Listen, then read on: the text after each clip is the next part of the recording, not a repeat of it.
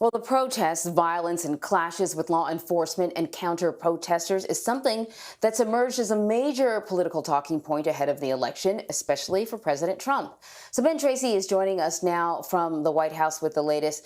Ben, we have really two big stories. The one that Jerika just did happening in Rochester, New York, and then this news of the man accused of shooting a pro-Trump supporter in Portland. He has now been killed after a police clash. Are we hearing anything from the president or the White House reacting to the events in Rochester or Portland? No specific reaction yet from the White House or the president this morning on either of those things. The president's actually been unusually quiet on Twitter this morning.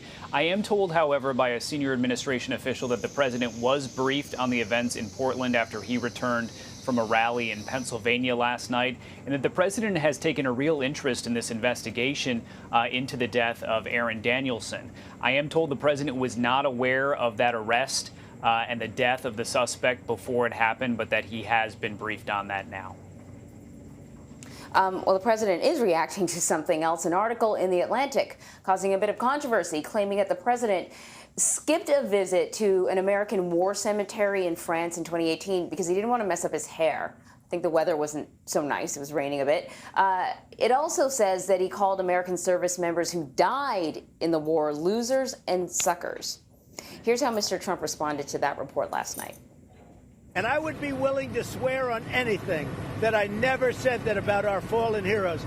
There is nobody that respects them more. So he was pretty forceful in his denial there. What more are we learning from the report, and how has the rest of the White House reacted? Yeah, so the president, that was a pretty angry denial from the president last night. He made a real point of getting off the plane. He got back to Andrews very late last night after that rally, and he walked right over to the press and said, "I have a statement to give you," and pretty much denied everything that was in that article. In the meantime, we had at least 10 former or current Trump administration officials coming out on the record also denying everything in that article. So the White House is pushing back very hard on this. But this article is really scathing. I mean, besides the anecdote about the president not going to the cemetery because perhaps he was afraid that his hair would get messed up, there was kind of this broader theme that the president just doesn't understand the sacrifice of the military, and that he doesn't understand why anyone would actually serve in the military because there's nothing in it for them. There's no monetary gain to be had. The president also saying very unkind things about Senator John McCain. So this is a tough article for the White House, and they are pushing back very strongly. Yeah, I thought it was sort of interesting, and we know, you mentioned John McCain. Some of the stuff that came out in it was following the death of the senator. He questioned whether or not, I think the words were, they should support the funeral of a loser, and questioned whether or not flags should be lowered. He responded to that, essentially saying, it was his call to allow the funeral to go forward. It was his call to lower the flags, and he did it. But I thought it was so interesting because here is a man who is being accused of saying, and we've heard him say before, particularly with John McCain, that, that John McCain was a loser because he got captured. And here's a guy also, here's a president who has been very, very forceful about the need to keep Confederate statues where they are. And I mean, I would argue that these are also statues of people who also lost a war, but he seems to be ready to support them and not some of our other heroes.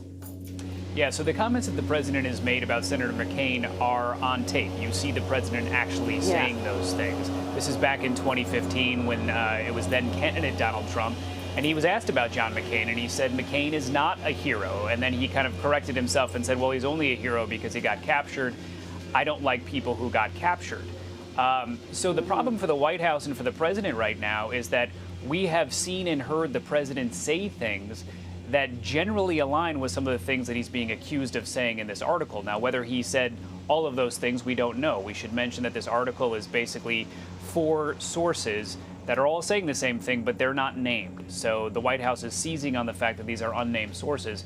But you can't get around the fact that the president said these things about John McCain, even though now the president, as of last night, is saying, I may have disagreed with John McCain at times, but I always respected him and I never called him a loser. That's just patently false. He did call him a loser. Exactly. Thank you, Ben. I want to ask you about something else about this upcoming election, voting. The president sort of doubled down yesterday at the suggestion that sort of a good way to check to see if your mail-in ballot is going to be recognized is to, you know what, go to the polls after you mail in the ballot and then try to vote again. We've talked about that yesterday, that you simply should not do that because it's not legal to deliberately try to vote twice. But this also comes as a new DHS bulletin warns about Russia's messaging on voting by mail. And it's very similar to the president's. Yeah, so this is a new Department of Homeland Security bulletin, and it basically says that the Russians are pushing misinformation out there about mail-in voting in order to undermine people's faith in the election. Which is similar to the accusation a lot of people have made against the president. And some of the things that the Russians are putting out there pretty much echo what the president has said. They're saying that mail-in ballots are subject to fraud. They might be sent to people who aren't eligible to vote. And we've heard the president say those very same things, that there's going to be widespread fraud, that you're going to have dead people and cats and dogs getting these ballots and filling them out.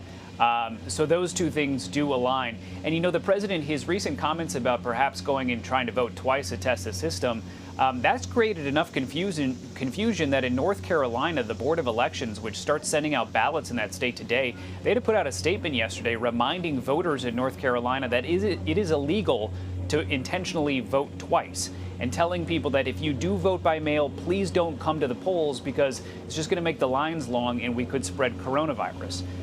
So there are real implications for what the president is saying. Yeah, definitely. A good reminder, Ben. Thank you very much. Thanks.